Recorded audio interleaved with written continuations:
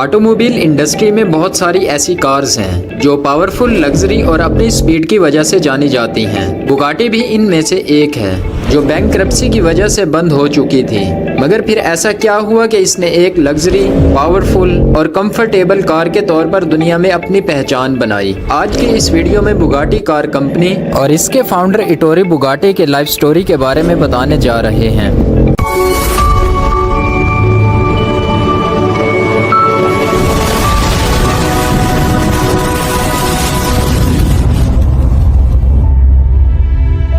Carlo Bugatti और Teresa लोरियोली के 3 बच्चे इटोरी, रेम्ब्रांट और डेनिसा थे। छोटा बेटा रेम्ब्रांट अपने वालिद की तरह एक आर्टिस्ट था और वो जानवरों के मुजस्मे बनाता था।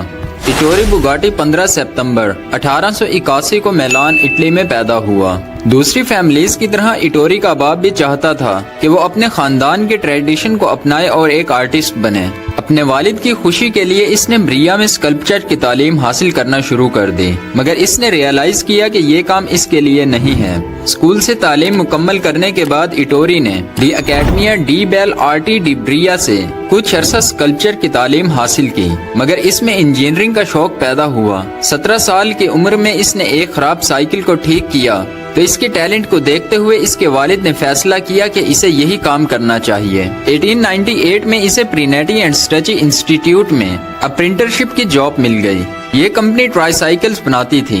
इस कंपनी में इटोरी ने पहली मोटराइज्ड ट्राईसाइकिल टाइप 1 बनाई। ऑल्दो इसने कोई इंजीनियरिंग नहीं की थी, मगर वो अपनी स्किल्स की वजह से बड़ी कंपनीज में जॉब तलाश करने लगा और इसके वालिद ने भी इसे बहुत ज्यादा इनकरेज किया। इसकी पहली प्रोटोटाइप ट्राईसाइकिल कमर्शियली प्रोड्यूस तो नहीं हुई थी, मगर इससे इटोरी में बहुत ज्यादा इंटरेस्ट पैदा हुआ और 2 साल बाद इसने पहली 4 व्हील ऑटोमोबाइल बनाई जिसे बुगाटी टाइप 2 का नाम दिया। इसकी स्पीड 10 किलोमीटर पर आवर्स थी। इटोरी के टैलेंट को देखते हुए इसे एल्सास में डी डेट्रिज कार फैक्ट्री में व्हीकल डिजाइनर और डेवलपर की जॉब मिल गई।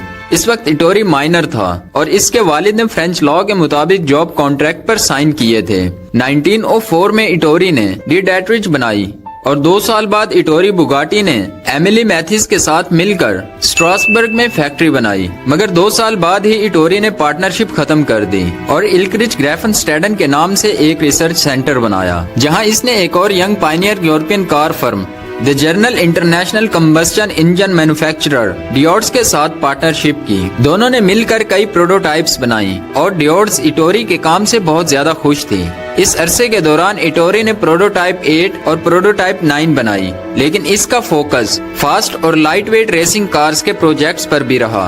दिन में वो डियोड्स के लिए हैवी कमर्शियल व्हीकल्स बनाता और रात को अपने घर की बेसमेंट में कॉम्पैक्ट ऑटोमोबाइल्स बनाता था। घर की बेसमेंट में इसने पहली टाइप 10 इंडिपेंडेंट बुगाटी बनाई। 1909 में इटोरी ने अपने ब्रांड को इंट्रोड्यूस करने के लिए डियोड्स के साथ कॉन्ट्रैक्ट खत्म कर दिया और इसने मोलसैम में ऑटोमोबाइल इटोरी बुगाटी के नाम से कंपनी बनाई। टाइप 10 के बाद इटोरी ने बुगाटी टाइप 13 और बुगाटी टाइप 23 बनाई।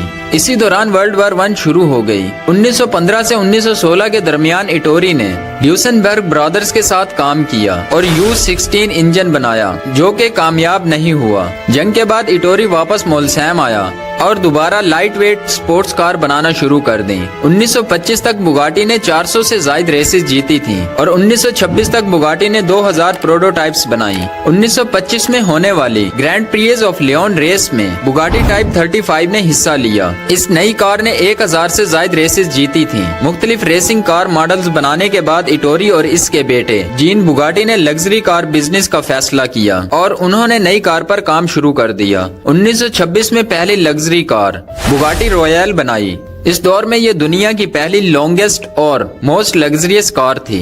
1931 तक इटोरी ने 80 रेल कार्स बनाई।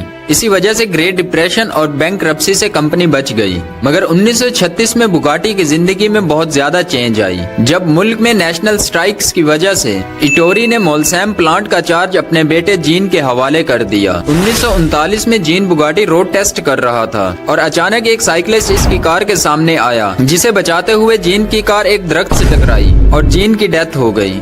इस इंसिडेंस ने इटोरी को बहुत ज्यादा नुकसान पहुंचाया। अभी इटोरी इस तकलीफ से निकला नहीं था कि सेकेंड वर्ल्ड वार शुरू हो गई और जर्मन आर्मी ने इसके प्लांट पर कब्जा कर लिया। 1944 में इटोरी की वाइफ की भी डेथ हो गई। जंग के बाद इसके छोटे बेटे रोलैंड बुगाटी ने फैक्ट्री का चार्ज लिया, मगर इसने जो कार्स बनाई वो लेटेस्ट ऑटोमोबाइल इंडस्ट्री में कामयाब नहीं हुई और बहुत जल्द ही कंपनी बैंकरप्ट हो गई। आखिरकार 1947 में 66 साल की उम्र में इटोरी की डेथ हो गई और 3 दहाइयों से दुनिया में बेहतरीन कार्स बनाने वाली कंपनी 1952 में बंद हो गई। 1987 में एक इटालियन कार डीलर रोमेनो आर्टियोली ने बुगाटी ट्रेडमार्क के राइट्स को खरीद लिया और कैंपो गैलियानो इटली में बुगाटी ऑटोमोबाइल्स की कंपनी बनाई। 1998 में वॉल्क्सवैगन ने $50 मिलियन में बुगाटी को खरीद लिया। ये स्टाइलिश और पावरफुल व्हीकल्स बनाना चाहते थे जिसकी स्पीड 400 किलोमीटर पर आवर्स हो।